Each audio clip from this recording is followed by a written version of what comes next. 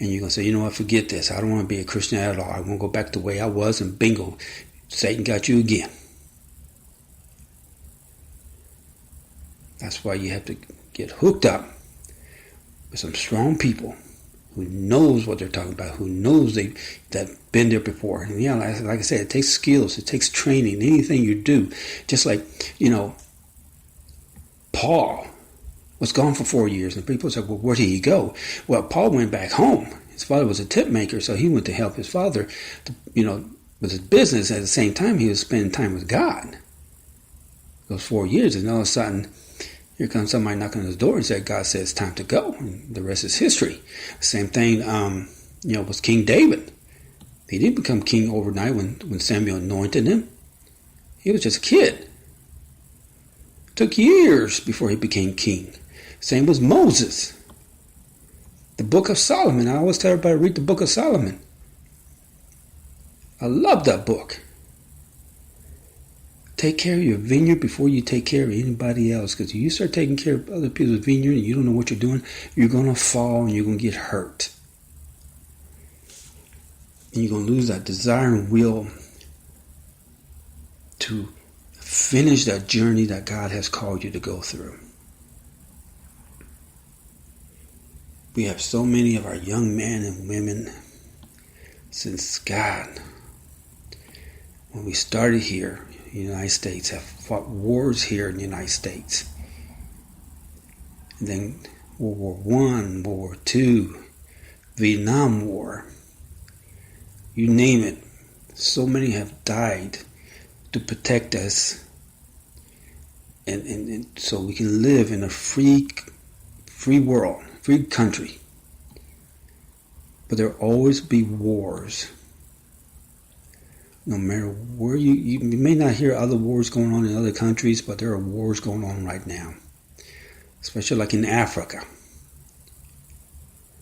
The saying about North Korea and South Korea. Look what's going on there. And there's drug wars going on. And there's schooling. I heard there's another schooling happened again. Somewhere up north. People said the solution is put more police officers at the schools. If somebody really wants to, they'll find a way to get in, and that's what's been happening. Even though the officers are there, so far it hasn't been no females, but it's been all young men. And 9 out of 10, these young men said the reason why they do what they do because they get bullied. So they go back for revenge and start shooting up people. Show that you can't bully me no more.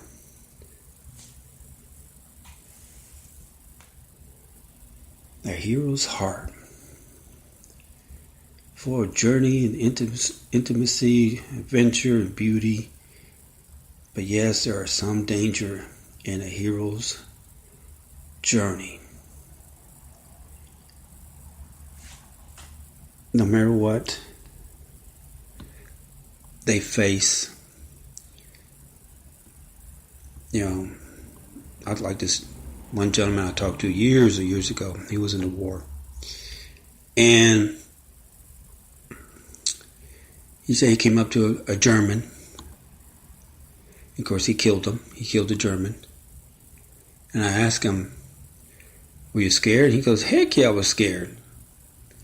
Because this German, he probably was scared too. Because I came around the corner, he came around the corner, we were facing each other, and we had no other choice. We weren't just going to go there and handshake or duke it out.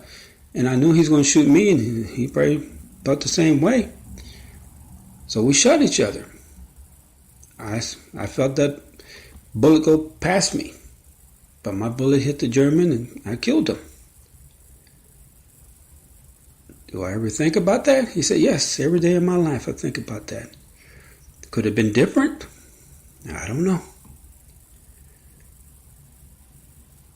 But I had to do it. And it's just really sad that a lot, even the Germans and Japanese, they'll They all had to die because they're fighting for their country. And, we got to pray for them. You think they have a choice? Government, hey, we're going to have a war. Let's do it. Well, you sign up. You have no choice. But then again, there's some of you who say, I'm doing it because this is what I'm called to do.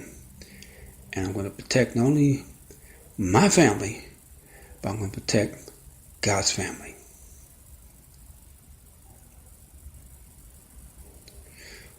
So, if you know anyone who's in the service, family member, friends, or you already know some loved ones that has already gone, that's left us, and I think it'd be pretty cool if you just stand up and say their names and give them a salute and say thank you for your services. Thank you for saving not only me, but my family and everybody else and all the strangers that you don't know, that you fought for us. Just stand up and say thank you. You see these servicemen and women in the airport, stop what you're doing. I know I do. And I say thank you and I salute them. And, those are our babies going out there to war. Some will come back, some will not. But thank them anyway. Or give them a hug. Some of these people will appreciate that. So anyway, I'm going to cut this short. Just remember why we have the memorial the Memorial Weekend. It's for our men and women that has fought for us from the past to now and in the future. God bless y'all. Remember, the minute you sign that piece of paper, you are our heroes. You are our heroes, and you got our prayers and our love, and thank you for what you're doing for us. Come home safely. We'd like to see you. We'd like to give you a hug. So anyway, I have Red Skelton. Yes, I love Red Skelton. He's going to talk to y'all. It's very important you listen. But anyway, until then, God bless. Take care. Till we meet again. Shalom. I remember a teacher that I had. Now, I went through the 7th grade. I went to the 7th grade. And I left home when I was 10 years old because I was hungry. And I used to, this is true. I work in the summer and I go to school in the winter. But I had this one teacher. He was the principal of the Harrison School in Vincennes, Indiana. To me, this was the greatest teacher, a real sage of my time, anyhow. He had such wisdom. And we were all reciting the Pledge of Allegiance one day. And he walked over, this little old teacher. Mr. Laswell was his name. Mr. Laswell. He says, he says, I've been listening to you boys and girls recite the Pledge of Allegiance all semester. And it seems as though it's becoming monotonous to you. If I may I recite it and try to explain to you the meaning of each word. I, me, an individual, a committee of one, pledge, dedicate all of my worldly goods to give without self-pity. Allegiance, my love and my devotion to the flag, our standard, Old Glory, a symbol of freedom. Wherever she waves, there's respect, because your loyalty has given her a dignity that shouts freedom is everybody's job. United. That means that we have all come together. States, individual communities that have united into 48 great states, 48 individual communities with pride and dignity and purpose, all divided with imaginary boundaries, yet united to a common purpose, and that's love for country. And to the republic,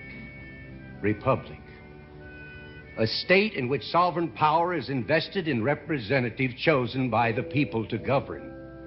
And government is the people, and it's from the people to the leaders, not from the leaders to the people, for which it stands.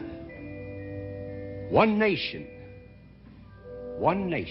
meaning so blessed by God, indivisible, incapable of being divided, with liberty, which is freedom, the right of power to live one's own life without threats, fear, or some sort of retaliation.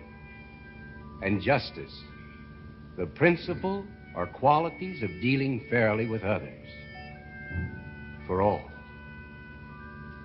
all, which means, boys and girls, it's as much your country as it is mine.